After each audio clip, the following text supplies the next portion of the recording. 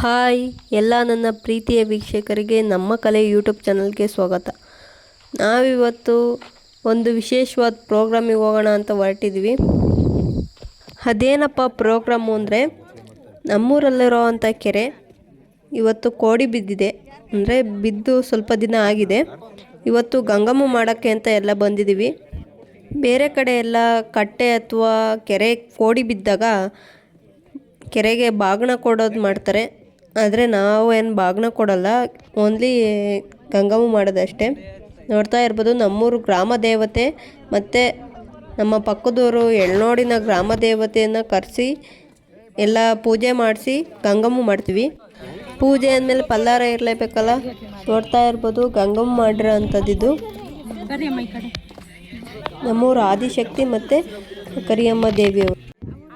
ನೋಡಿ ಎಷ್ಟೊಂದು ಜನ ಎಲ್ಲ ಸೇರಿದ್ದೀವಿ, ಎಲ್ಲ ಪೂಜೆ ಆಗ್ತಾ ಇದೆ.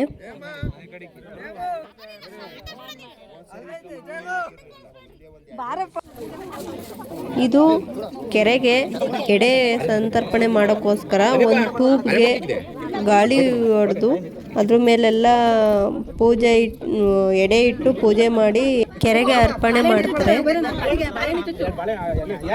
ನೋಡ್ತಾ ಇರ್ಬೋದು, ಎಲ್ಲ ಪೂಜೆ ಆಗ್ತಾ ಇದೆ.